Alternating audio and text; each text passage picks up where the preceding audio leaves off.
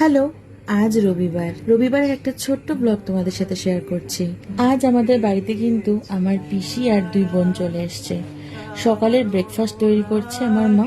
আজকে কিন্তু egg chowmein হয়েছে। প্রত্যেক রবিবার কিন্তু আমার বাবা আমাদের লোকাল একটি দোকান থেকে তেলতেলে ঘুগনি আর নান আনে, কিন্তু বাবার আজকে প্রচন্ড জ্বর ছিল, সেই জন্য বাবা বাইরে কোথাও বেরোতে পারেনি।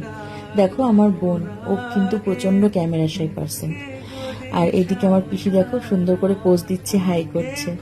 তো যথারীতি আজকে দুপুরে রান্না হবে, এটা হচ্ছে মাছের ডিম আর চিকেন। তো মাছের ডিমটা বাবার ভাইয়ের জন্য হবে, আর চিকেনটা কিন্তু আমাদের সকলের জন্য হবে। বাবা যেহেতু বাজারে যেতে পারেনি, তাই ফ্রিজে যা ছিল তাই রান্না হয়েছে। এইদিকে আমার ক্ষেত্রে কি বলতো, আমার চিকেনের যেরকম প্রিয়, সেরকম ইকুয়ালি মাছের ডিমের বড়া ভীষণ ভীষণ প্রিয়। তাই আমি মাকে বলেছিলাম, মা একটা হলেও যেন আমার জন্য মাছের ডিমের বড়া থাকে। তাই মা আমাদেরও অল্প অল্প করে দিয়েছিল। আজকে তোমাদের সাথে নতুন একটা জিনিস শেয়ার করি। এই যে জায়গাটা দেখছো, এটা হচ্ছে আমাদের ঘরের পেছনের জায়গাটা। সেখানে কিন্তু আম গাছ, তারপর বিভিন্ন রকমের গাছ, নিম গাছ আমার ঠাকুমা কাকা ওরা কিন্তু বসিয়েছে। একটা সময় মুরগি হাঁস এগুলোও ছিল, জানো তো।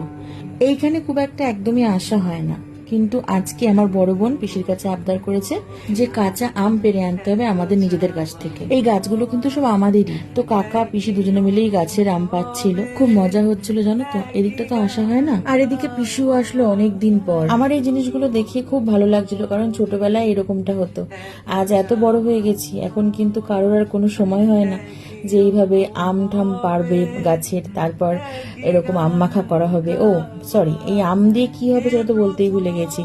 আম দিয়ে কিন্তু আমার বড় বোন আম মাখা বানাবে, সেই জন্যই মেনলি হচ্ছে আমটা পারতে যাওয়া। তো এদিকে দেখো পিসি কিন্তু আমগুলোকে ছাড়িয়ে ফেলছে।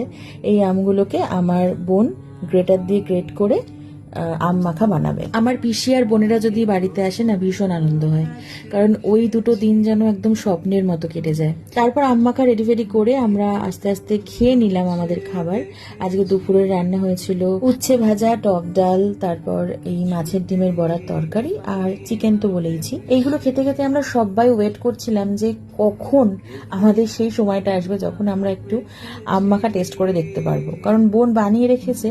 একদম দুপুরবেলা আমরা বসে গল্প করব আর খাবো, মানে ভাবতে পারছো পুরো গ্রামের ভাইবটা। আর সত্যি বলছি, আমাদের ছোটবেলাটা কিন্তু এইভাবেই কেটেছে। আমাদের কিন্তু বড় বাগানও ছিল, তখন আমরা কিন্তু সবাই একসাথে অনেক আনন্দ করতাম। বক ফুল পেরেছি কত, জানো তো। এখন কিন্তু সেই বাগানও নেই, এখন আর কিছুই নেই। তাহলে চলো, আজকে তোমাদের সাথে অনেক গল্প হয়ে গেছে, আবার দেখা করছি একটা অন্য গল্প নিয়ে। ততক্ষণ সবাই ভালো থেকো, সুস্থ থেকো, টাটা।